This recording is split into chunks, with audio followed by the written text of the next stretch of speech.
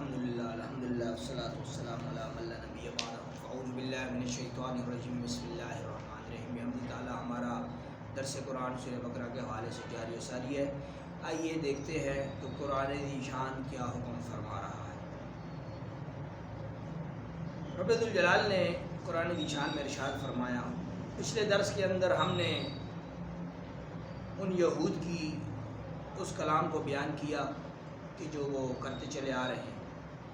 جب انہوں نے یہ کہا کہ یہود تو صرف جنت میں جائیں گے، باقی سارے تو دوزخ میں چلے جائیں گے۔ میں پچھلے دروس میں بیان کر چکا، تو یہود یہ کہتے تھے ہم فقط 7 دن یا 40 راتیں یا 40 دن یا کچھ لمحوں کے لیے جہنم میں جائیں گے، پھر ہم جہنم سے نکل جائیں گے، پھر معاذ اللہ حضور صلی اللہ علیہ وسلم کی امت جو ہے وہ دوزخ میں چلی جائے گی اور وہاں پر ہمیشہ رہے گی۔ تو یہاں پر جب یہود نے پھر مخالفت کی حضور کی اور جھٹلانے کی کوشش کی اور مخالفت کی، تو حکم آ گیا، کل فرما دیجئے ان کانت لکم الدار الآخرہ، کیا تم یہ سمجھتے ہو کہ آخرت کا جو توشہ ہے وہ سارے کا سارا تمہارے لیے؟ اعلیٰ حضرت نے یہاں پر جو ترجمہ کیا، میرے اعلیٰ حضرت عظیم المرتبت الشاہ امام احمد رضا خان بریلوی رحمۃ اللہ تعالیٰ علیہ، وہ یہاں پر ترجمہ فرماتے ہیں، یہاں میں نے تو جو بیان کیا وہ آخرت کا توشہ کیا، لیکن وہ اعلیٰ حضرت فرماتے ہیں کہ پچھلے گھر، کیا وہ پچھلے گھر کی ساری جو توشہ ہے اور نعمتیں ہیں، جو جنت کے سارے نظارے ہیں، وہ کیا تمہارے لیے؟ تم یہ تصور کرتے ہو کہ جنت فقط تمہارے لیے ہے؟ عند اللہ، اللہ کی طرف سے جو ہے وہ صرف تمہارے لیے، خالصتاً، وہ کہتے ہیں خالص، صرف ہم، خالص ہمارے لیے جنت ہے، من دون الناس، تمام لوگوں میں سے ہم چنیدہ لوگ ہیں، ہم جنتی ہیں اور ہم سچے ہیں، باقی سب جھوٹے ہیں اور سب کے سب جہنم میں جائیں گے۔ خالصتاً ہم جو ہیں، یہ خالصتاً کا جملہ یہاں پر موجود ہے کہ ہم فقط جنت میں جائیں گے، باقی سب جہنم میں۔ تو یہاں پر میں آپ کو بتلاتا چلوں، پھر رب ذوالجلال نے اپنے پیارے محبوب سے ارشاد فرمایا کہ ان کو کہو کہ میدان میں آئے اور مباہلہ کریں۔ مباہلہ کیا ہوتا ہے؟ یہ قرآن سے ثابت ہے۔ مباہلہ یہ چیز ہے کہ دو افراد جب آپس میں مخالف آ جائیں، جب ان کا فیصلہ نہ ہوتا ہو تو دونوں میدان میں آ کر رب کی بارگاہ میں حاضر ہو جاتے ہیں کہ اے رب ذوالجلال، جو جھوٹا ہے اس کو تباہ و برباد فرما اور جو سچا ہے اس کو ظاہر فرما۔ اس کو مباہلہ کہتے ہیں۔ تو یہ مباہلہ ہو رہا ہے۔ تو جب رب ذوالجلال نے پیارے محبوب سے ارشاد فرمایا کہ آپ ان سے مباہلہ کریں، ان کو کہیں کہ اگر تم جنتی ہو اور صرف جنت تمہارے لیے، تو تم اپنے لیے دعا کرو کہ اب بھی اگر تم سچے ہو تو اللہ تمہیں موت دے۔ یہ آگے آ رہا ہے، فتمنوا الموت، کہ تم تمنا کرو موت کی، اللہ سے موت کو طلب کرو، ان کنتم صادقین، اگر تم سچے ہو۔ اب جب یہ مبالغے کی صورت بنی اور یہ ان سے کہا گیا کہ اگر تم سچے ہو تو پھر تم کہو، دعا کرو رب سے، لیکن کیا ہے، جب حضور نے یہ کلام کیا تو وہ سمجھ گئے کہ اگر ہم نے یہ کلام کیا تو ہم پر موت طاری ہو جائے گی، اور موت کا ڈر تو ان کے سینوں میں تھا۔ اب یہ جو تحقیق ہے وہ یہاں تک ہے کہ ان کا مباہلہ ہوا حضور کی بارگاہ۔ حضور نے جب کہا کہ تم دعا کرو نا کہ موت آ جائے، تو انہوں نے موت سے انکار کر دیا۔ آگے کیا ہوا؟ رب نے ارشاد فرمایا وَلَن يَتَمَنَّوْهُ، وَلَن يَتَمَنَّوْهُ، وہ کبھی بھی یہ تمنا نہیں کریں گے، وہ کبھی بھی یہ مبالغہ نہیں کریں گے۔ کیوں نہیں کریں گے؟ أَبَدًا بِمَا قَدَّمَتْ أَيْدِيهِمْ، کیونکہ انہوں نے جو پیچھے جو اعمال کیے ہوئے ہیں، جو پیچھے کرتوت کیے، ان کو پتہ ہے ہم جھوٹے ہیں۔ اگر ہم حضور کے مقابلے میں آ گئے، ہم نے یہ دعا کر دی تو ہم فوراً مر بھی جائیں گے، موت ہم پر طاری ہو جائے گی اور ہمارا ٹھکانہ تو جہنم ہے۔ تو رب نے پہلے سے ہی کہہ دیا، جب وہ ابھی انہوں نے مبالغہ قبول نہیں کیا، چیلنج قبول نہیں کیا، تو رب نے پہلے ہی ارشاد فرما دے وَلَن يَتَمَنَّوْهُ، وہ یہ مبالغہ، یہ تمنا یعنی کہ یہ جو مقابلہ ہے یہ نہیں کریں گے۔ أَبَدًا بِمَا قَدَّمَتْ أَيْدِيهِمْ، کیونکہ ان کو اپنے کرتوتوں کا تو پتہ ہے۔ واللہ علیم بالظالمین، اللہ کو خبر ہے، واللہ علیم، وہ تو اللہ علیم ہے، علم رکھنے والا ہے، بالظالمین کے یہ جو ہیں یہ ظالمین میں سے ہیں۔ پہلے میں لفظی ترجمہ کر لوں پھر اس پر انشاءاللہ اس کی تفسیر بیان کروں۔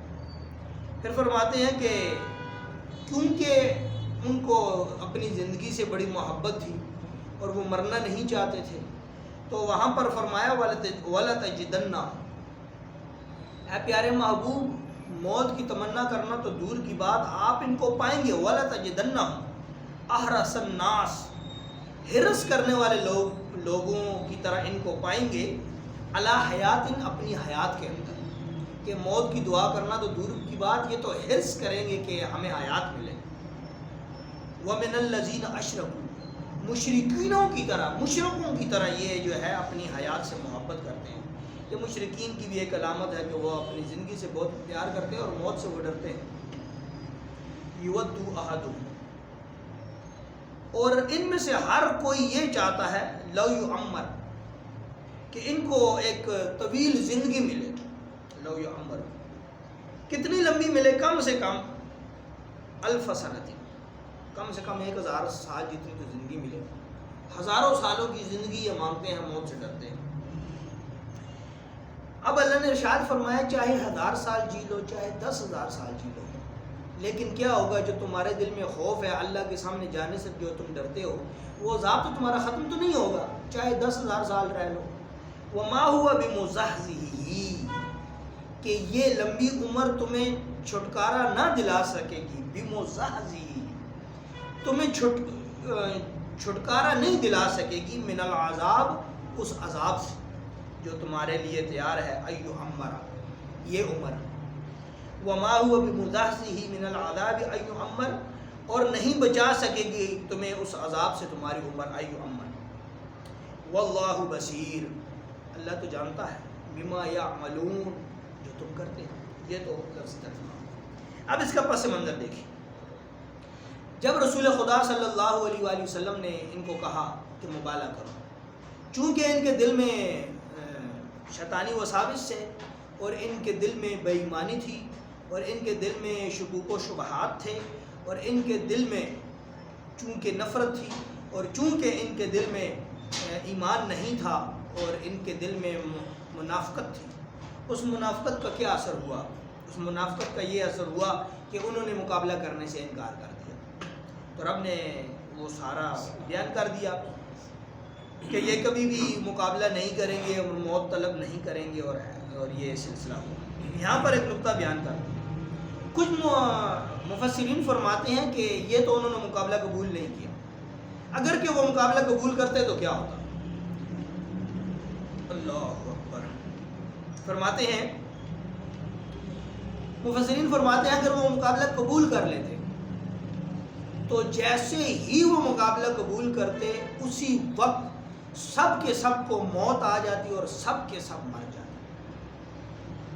کچھ مفسرین نے یہ تحقیق بیان کی، وہ فرماتے ہیں کہ جیسے ہی وہ رسول خدا کا چیلنج قبول کرتے تو ان کی موت آتی کیسے؟ اب یہاں کا پر محققین یہ کہتے ہیں، تحقیق بیان کرتے ہیں کہ یہ جو ہماری گردن ہے، ہمارے منہ کے اندر جو لعاب بنتا ہے، جو دھوپ بنتا ہے، یہ ہمارے اندر اترتا ہے، اور یہ ایک نظام کا اللہ کی قدرتیں ہیں۔ یہاں پر محققین فرماتے ہیں جیسے وہ چیلنج قبول کر لیتے تو ان کا یہ لعاب جو منہ میں دھوپ بنتا ہے وہ ان کے گلے میں اٹک جاتا اور اس کے سانس کی نالی کو بند کر دیتا اور سب کے سب مر۔ یہ تحقیق۔ دوسری تحقیق یہ کہتے ہیں کہ وہ جیسے ہی مرتے فوراً بلا حساب کتاب، چونکہ وہ رسول خدا کے مقابلے میں آئے ہیں تو رب ذوالجلال تو اپنے محبوب کے معاملے میں بہت غیرت فرماتا ہے اور بہت جلال فرماتا ہے، اور بہت سخت عذاب اور بہت سخت گرفت اور بہت سخت پکڑ فرماتا ہے۔ تو یہاں پر محققین فرماتے ہیں اگر وہ مرتے تو فوراً بلا حساب و کتاب براہ راست جہنم میں پہنچ جاتے۔ پھر کچھ محققین یہ کہتے ہیں کہ اگر کچھ افراد آ جاتے، کچھ افراد اگر آتے، تو یہاں پر محققین فرماتے ہیں وہ کچھ افراد اگر جیسے ہی رسول خدا کے مقابلے میں آتے رب ذوالجلال ان کو ہلاک فرما دیتا، ان کی اولادوں کو بھی برباد فرما دیتا، ان کے املاک، ان کے مال و اسباب جتنے بھی ہیں سب کے سب کو رب ذوالجلال تہس نہس کر دے، تباہ و برباد کر دے۔ اور یہاں پر محققین فرماتے ہیں کہ اگر وہ مقابلے میں سب کے سب آ جاتے تو دنیا میں ایک یہودی بھی نہ رہتا، یہودیوں کا نام و نشان تک مٹ جاتا۔ یہ تحقیق بھی ہے۔ تو یہ وہ لوگ ہیں جو رسول خدا کے مقابلے میں آئے اور انہوں نے یہ کلام کیا۔ اب یہاں پر ایک علمی نکتہ، ایک بحث ہے۔ بحث کیا ہے؟ یہاں پر کچھ محققین نے آپس میں کلام یہ کیا، فرماتے ہیں کہ اس میں ایک علمی نکتہ یہ ہے کہ اگر وہ یہود یہ کہتے ہیں کہ ہم کیوں موت کی تمنا کریں اور موت کیوں مانگیں، اگر آپ سچے ہو تو آپ موت کی تمنا کریں۔ ایک وجہ تو یہ ہو سکتی تھی کہ وہ یہ کہتے ہیں کہ کیا سچائی کے لیے مرنا ضروری ہے، تو آپ سچے ہیں تو آپ دعا کر لیں، یہ بھی ایک اعتراض بن سکتا تھا۔ دوسرا اعتراض یہ بن سکتا تھا، چونکہ حدیث مبارکہ میں ہے کہ یہ استدلال وہ لے سکتے تھے کہ حدیث کے اندر ہے کہ بہتر اور اعلیٰ شخص وہ ہے جو لمبی عمر پائے اور اس کے اعمال بھی اچھے ہوں، تو وہ مدارج کے اعتبار سے سب سے افضل ہو جاتا ہے۔ تو اگر وہ یہ کہہ دیتے کہ لمبی عمر تو اللہ کی نعمتوں میں سے ایک نعمت ہے اور ہم ہیں بھی حق پر، تو ہم تو مدارج کے اعتبار سے سب سے افضل ہو جائیں گے۔ یہ دو انہوں نے جو اہل علم لوگ ہیں وہ کہتے ہیں کہ اگر وہ یہ کہتے تو پھر کیا ہوتا ہے۔ یہ ایک علمی بات ہے، برکت کے لیے بیان کر دیتے ہیں۔ فرماتے ہیں کہ پہلی بات یہ ہے کہ اگر وہ یہ کہتے کہ اگر تم سچے ہو تو تم دعا کر لو، موت کی ہم کیوں کریں؟ کیا سچ بیان کرنے کے لیے موت کا دعا کرنا ضروری ہے؟ تو اس کے جواب میں یہ جواب بنتا تھا، چونکہ وہ یہ کہتے تھے کہ جنت فقط ہمارے لیے ہے، خالصتم من دون الناس، اور عند اللہ، اللہ کی طرف سے خالصتم من دون الناس، کہ یہ جو اللہ کی جو جنت ہے، ان کان لکم الدار الآخرہ، یہ جو دار آخرت ہے، یہ جنت ہے، یہ تو خالصتم من دون الناس، یہ تو خالص ہمارے لیے ہے، لوگوں کے لیے تو نہیں۔ تو پھر اس کا جواب یہ بنتا تھا کہ پھر اہل حق یہ کہتے کہ تم تو خود کہہ رہے ہو کہ جنت تو ہمارے لیے، خالص ہمارے لیے، باقی سب تو گمراہ ہیں، تو جب جنت تمہارے لیے ہے تو تم اس دنیا میں کیا کر رہے ہو؟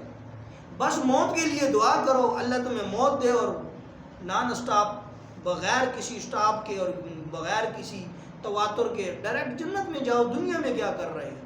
تو یہاں پر بھی وہ پھنس جاتے اگر وہ اعتراض کرتے، چونکہ وہ تو یہ کہہ رہے ہیں نا باقی سب جہنمی ہیں، ہم جنتی ہیں، تو پھر آگے سے جواب یہ آتا کہ تم دنیا میں کیا کرتے ہو؟ دعا کرو، موت آئے تو جاؤ جنت، اس چھوٹی سی دنیا میں کیا کرو؟ تو پھر بھی وہ پھنس جاتے۔ دوسرا، اگر وہ اعتراض یہ کرتے کہ یار لمبی عمر جو ہے یہ تو برکت ہوتی ہے، اور جب عمر بڑی ہوتی ہے تو اعمال بھی کیونکہ اہل حق زیادہ کرتے ہیں تو مدارج بلند ہو جاتے ہیں، تو اس کا جواب بھی یہی بنتا ہے کہ دیکھو لمبی عمر انسان مانگتا ہے کہ اعمال اچھے کرو، پھر اعمال اچھے کیوں مانگتا ہے؟ اعمال اچھے اس لیے مانگتا ہے کہ جنت میں اعلیٰ مرتبہ مل جائے۔ تو تم تو خود کہہ رہے ہو خالصتم من دون الناس، ہم تو خالص وہ لوگ ہیں، ہمیں جنت مل چکی ہے، اللہ ہم سے راضی ہے۔ بلکہ معاذ اللہ یہاں پر ایک جملہ یاد آ گیا، بیان نہیں کرنا چاہتا تھا لیکن کر دیتا ہوں، ذہن میں آتا۔ ان یہودوں نے یہاں تک کہہ دیا کہ جنت تو ہماری ہے، اس تکبر میں انہوں نے یہ تک جملہ کہہ دیا کہ ہم اللہ کے فرزند ہیں، ہم اللہ کی اولاد ہیں، ہم ان کے فرزند ہیں۔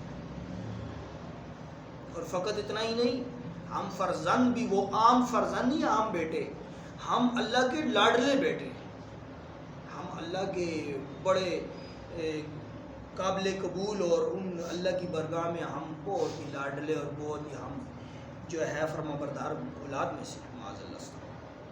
یہاں تک انہوں نے کہہ دیا، مفسرین نے لکھا ہے اس کو، یہاں تک وہ آ گئے۔ تو پھر یہ ایک علمی بات بھی اس کے اندر ہو گئی۔ اب یہ مباہلہ کی جو بات اس میں کی گئی، اب مباہلہ کیا ہے؟ مباہلہ جیسے میں نے بیان کیا کہ جب دو فریقین کے درمیان فیصلہ نہ ہو تو اللہ کی قدرت کے پر ڈال دیا جاتا ہے کہ اب اللہ کی قدرت اس کا فیصلہ کرے گی کہ حق اور باطل کی. اب یہ تو یہود تھے نا کہ یہودیوں کے ہاں یہ مباہلہ ہو. سرکار دو جہاں امام الانبیاء ختم رسول صلی اللہ علیہ وسلم کا ایک مباہلہ عیسائیوں کے ساتھ بھی آگے بیان کیا جائے گا انشاءاللہ، کہ جس کے اندر آگے اگر اللہ نے زندگی عطا فرمائی توفیق ہوئی تو اس کو بیان کریں گے اگلے بار، کہ جہاں پر ابناءنا و ابناءکم و انفسنا و انفسکم تو و نساءنا و نساءکم، یہ ساری بات آگے آ رہی ہے انشاءاللہ اگلے باروں میں بیان کریں. تو کہنے کا مقصد یہ ہے کہ وہاں پر بھی جو بات ہے وہ مباہلے کی، کہ عیسائیوں نے مباہلہ کیا تو رسول خدا آپ عیسائیوں کے مقابلے میں مباہلے میں جب میدان میں اترے، وَنِسَاءَنَا وَنِسَاءَكُمْ وَأَنفُسَنَا وَأَنفُسَكُمْ وَأَبْنَاءَنَا، اپنے بیٹوں کو، اپنی عورتوں کو اور اپنی نفسوں کو حضور نے جب میدان میں لایا. آپ کے ساتھ مولا علی ہے شیر خدا، بی بی فاطمہ الزہرا سلام اللہ علیہا، امام حسن اور امام حسین شہزادے بھی ساتھ ہیں. جب آپ مباہلے کے لیے میدان میں اترے تو یہودیوں نے جب دور سے دیکھا کہ مباہلے کے لیے یہ چمکتے نورانی چہرے جب سامنے آئے تو وہ سمجھ گئے کہ یہ نورانی چہرے، یہ پیارے چہرے، یہ جنتی چہرے، یہ اللہ والے، یہ جھوٹے نہیں ہو سکتے. تو یہودیوں نے دور سے، عیسائیوں نے دور سے دیکھ کر ہی مباہلے سے انکار کر دیا اور ہاتھ کھڑے کر دیے اور اپنی شکست کو قبول کر لیا. وہاں پر بھی یہی قانون ہے، اگر وہ میدان میں اتر آتے اور رسول خدا کے مقابلے میں آ جاتے تو رب ذوالجلال کل کائنات کے اندر، پوری دنیا کے اندر جتنے عیسائی ہیں سب کو نیست و نابود فرما دیتا اور تباہ و برباد کر دیتا. اسی طرح اگر یہودی میدان میں آتے تو تباہ و برباد ہو جاتا. دور حاضر میں ہم دیکھ رہے ہیں کہ رسول خدا صلی اللہ علیہ وسلم کی بارگاہ میں بے ادبیاں کی جا رہی ہیں، گستاخیاں کی جا رہی ہیں. اب چونکہ ہمارا ایمان ہے اسی قرآن پر جو ہم نے پڑھا ہے، جو ہم آج بیان کر رہے ہیں، کہ جو بھی قوم ہو، چاہے وہ ہندوستان ہو، چاہے وہ فرانس ہو، چاہے دنیا کا کوئی بھی ملک ہو، جو رسول خدا محمد رسول اللہ صلی اللہ علیہ وسلم کی بارگاہ میں گستاخی کرے گا، یہ قانون ہم نے قرآن سے ہی، اللہ کے فرمان سے ہی سیکھا کہ وہ نیست و نابود ہو جائے. چاہے وہ ایک شخص ہے انفرادی طور پر، چاہے وہ ایک ملت ہے، چاہے وہ ایک قوم یا ایک ملک ہے، اجتماعی طور پر رب ذوالجلال اس کو نیست و نابود فرما دیتا. کیوں؟ کیونکہ رب ذوالجلال کو اپنے محبوب کی بارگاہ پر اور اپنے محبوب کے احترام پر اور محبوب کی ناموس پر غیرت آتی. اور یہ ہمارا عقیدہ اور یہ ہمارا ایمان ہے کہ جس نے بھی رسول خدا صلی اللہ علیہ وسلم کی بے ادبی کی وہ نیست و نابود ہو، وہ مردود ہو گیا، وہ بدبخت ہو گیا، رسوا و ذلیل ہو کر مرا. یہ ہماری ذاتی تحقیق بھی ہے. تو آج کے سبق میں ہم نے یہ سیکھا کہ مباہلہ کیا چیز ہے. پہلی بات ہم نے یہ سیکھی. دوسرا ہم نے یہ سیکھا جو منافقین ہوتے ہیں ان کو اپنی زندگی سے بڑا پیار ہوتا ہے اور وہ احرص الناس، حرص کرتے ہیں وہ لوگ علی حیات، اپنی زندگیوں میں ان کو زندگی سے بڑا پیار ہوتا ہے، وہ موت سے ڈرتے ہیں. یہ بے ایمان لوگوں کی علامت ہے. اور جو اللہ کے سچے عاشق ہوتے ہیں اور رسول اللہ کے سچے عاشق ہوتے ہیں اور جن کے ایمان کامل ہوتے ہیں وہ موت سے نہیں ڈرتے. یہ بھی ایک سبق آج کے سبق میں ہم نے سیکھ لیا. اور دوسرا سب سے بڑھ کے واللہ بصیر، اللہ سب کچھ دیکھ رہا ہے. بما یعملون، جو ہم کر رہے ہیں وہ سب کچھ اللہ دیکھ رہا ہے. تو آج کے سبق میں اتنا ہی. انشاءاللہ اسی مضمون کو کل بیان کریں گے. دعا ہے رب ذوالجلال عمل خالص کی توفیق عطا فرمائے. وما توفیقی الا باللہ.